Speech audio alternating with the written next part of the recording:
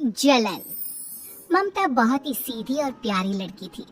वहीं सुनील एक सरल और आगे बढ़ने की सोच रखने वाला लड़का। सुनील, बेटा सुनील कहाँ है?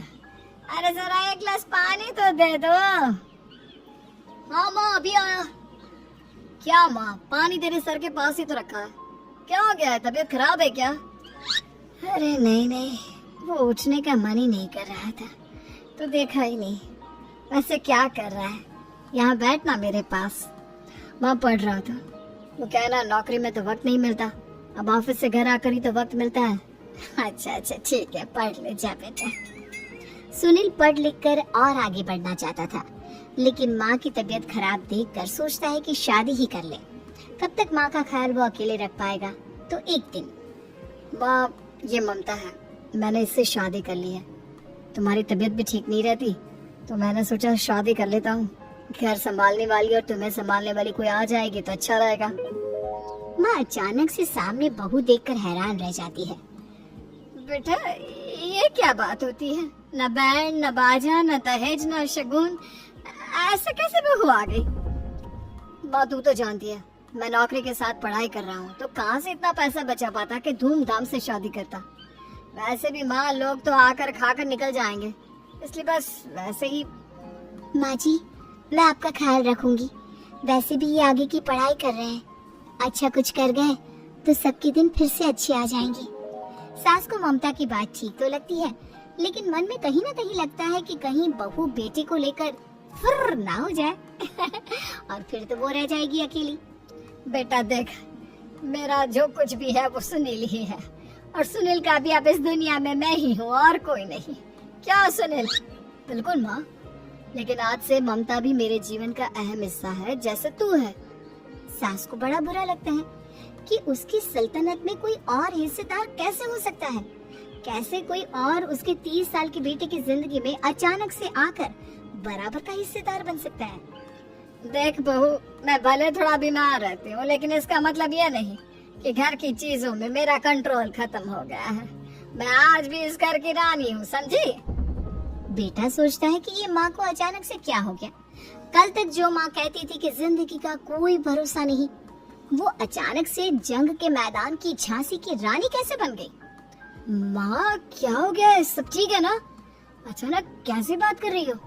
ममता का आज पहला दिन है, स्वागत करो उसका। आसपास की आंटियों को बुलाओ, नई दुल्हन की मुंह दिखाई करवाओ।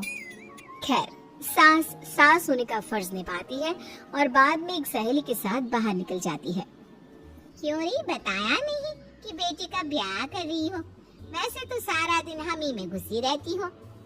अरे मुझे भी तो अभी पता चला, यूं अचानक सर पर लेकर आ गया। कहता है बहू है माँ तुम्हारी, अब इसको भी इतना ही मैं प्यार करता हूँ जितना तुझे करता हूँ। लो जी, ये क्या बात होगी? क्यों इतना प्यार करता है? अरे माँ का प्यार तो ज्यादा होता है। अब उसको तो कोई दूसरा पति मिल सकता है, लेकिन तुम ही बताओ, क्या माँ की ममता किसी और की हो सकती है?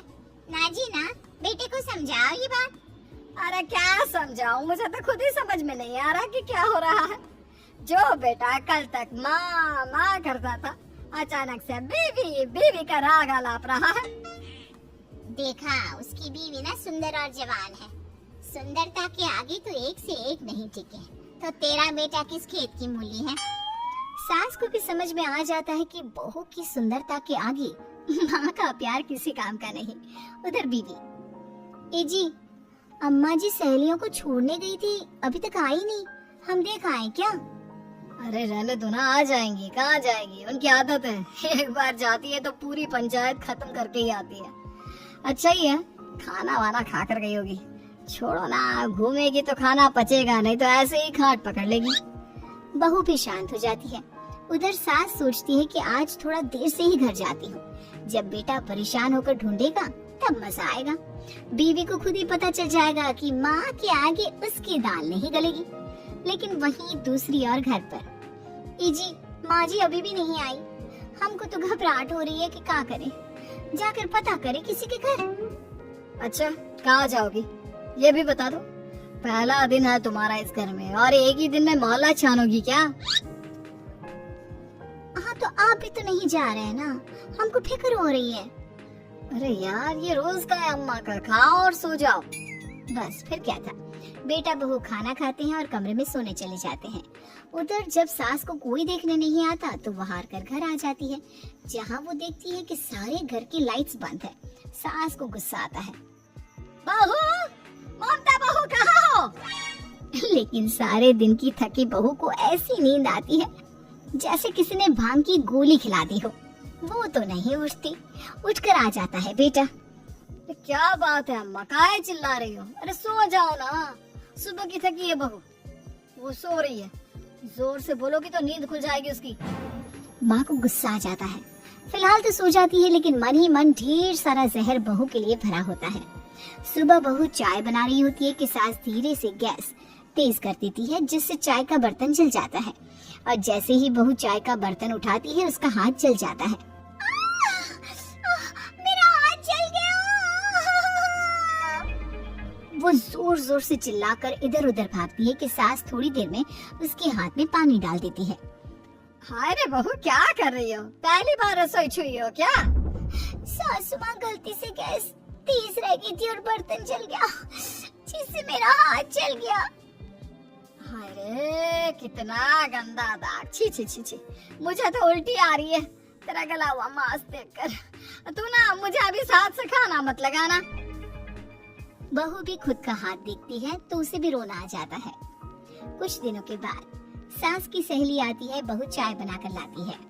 उसके जाने के बाद सहेली कहती है, बहू की सुंदरता ऐसी है कि कोई भी दीवाना हो जाए। वैसे तेरे बेटे का क्या हाल है? अरे वैसा ही है, बहू के पीछे लट्टू। क्या करूं, कुछ समझ में नहीं आ रहा। मैंने तो बहू के चेहरे पर दिवाली के पटाखे की चक्री फेंक दी, उसका पूरा चेहरा जल गया। अब देखो ना रही सुंदरता, और ना ही अब मेरा बेटा उसे पूछता है। अरे अब तो वो उसे छोड़कर दूसरी भी देखने को बोल गया है मुझे। बहू सारी बात सुन रही होती है। आंटी एक बात बताइए, क्या भरोसा है कि दूसरी सही आए और आपके अनुसार रहे? देखिए आंटी, मेरी सासू माँ को गलत बात सिखाने की जरूरत नहीं है। हमारा परिवार साथ में खुशी से रह रहा है। देख बहू, मेरी सहेली की बेइज्जती ना कर, वही अच्छा रहेगा तेरे लिए, समझी? बहू नहीं मानती है। वो बार बार उनकी सहेली को घर से निकल जाने को कहती है। तभी सास की सहेली पास के चूल्हे से लकड़ी लाकर बहू के चेहरे पर लगा देती है। बहू जोर जोर से रोने लगती है। अरे ये क्या कर दिया? मैंने कहा किया, ये तो तूने किया। तू ही नहीं चाहती थी कि बहू बेटे के साथ रहे, भला मैं क्यों करूंगी? मैं तो चली, निपटा। बहू रो रही होती है, दर्द से चिल्ला रही होती है, लेकिन सास उसे डॉक्टर के पास नहीं ले जाती। तभी पति आता है। क्या हो गया ममता? ये दाग कैसे लगा?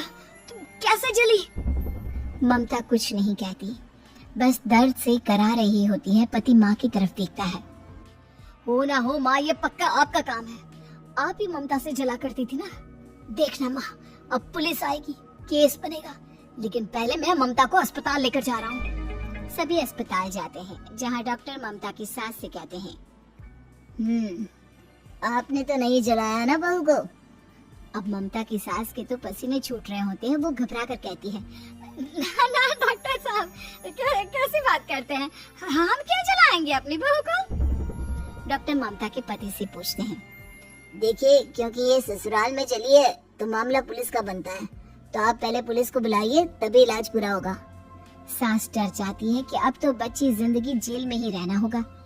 रहने दीजिए ना, पुलिस को क्यों बुलाना? सारी हंसी खत्म हो जाएगी जब पुलिस के डंडे पड़ेंगे। बहू को जलाना भले ही बहुत आसान हो, लेकिन उसके बाद सारी जिंदगी जेल की हवा खाना। सास डर जाती है। पुलिस आती है। पास लेटी दर्द से करा रही ममता स्टेटमेंट देती है।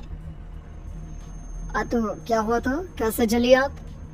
ममता पास खड़ी सास को देखती है। बेटी बताओ, कैसे जल गई तुम? ओए, काका का किरण वाली शाहरुख, चुप, बिल्कुल चुप। सास चुप। सभी इंतजार करते हैं कि ममता क्या बोलेगी।